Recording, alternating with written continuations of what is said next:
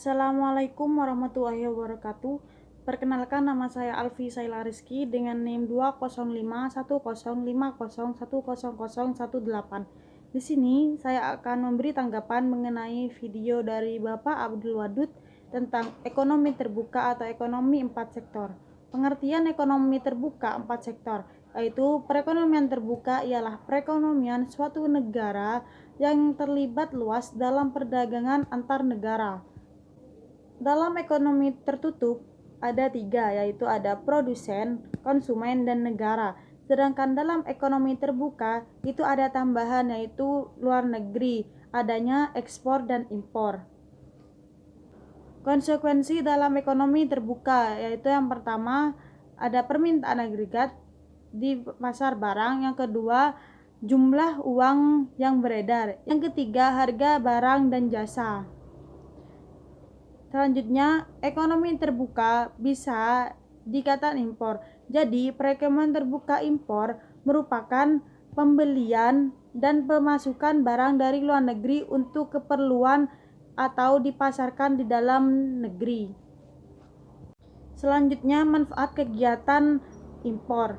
Yang pertama, memperoleh barang dan jasa yang tidak dihasilkan suatu negara.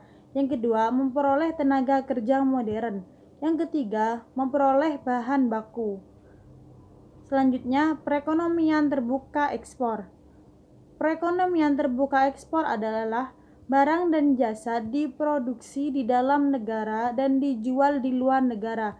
Jika suatu negara membuka perdagangan internasional dan menjadi mengekspor suatu barang, maka produsen domestik barang tersebut akan diuntungkan dan konsumen domestik barang tersebut akan dirugikan. Manfaat melakukan ekspor menurut Sukirno. Yang pertama, memperluas pasar.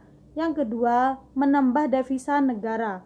Yang ketiga, memperluas lapangan kerja. Faktor penentu ekspor dan impor. Yang pertama, faktor penentu ekspor, yaitu ada permintaan akan barang. Yang kedua, mutu atau kualitas dari suatu negara. Yang ketiga, barang spesial. Yang keempat, teknologi yang bagus maka akan meningkatkan ekspor dan impor. Yang kedua, faktor penentu impor. Faktor-faktor yang menentukan impor tidak berbeda dengan faktor ekspor dalam sirkulasi perekonomian terbuka. Mungkin hanya itu yang bisa saya bertanggapi mengenai video Bapak Abdul Wadud.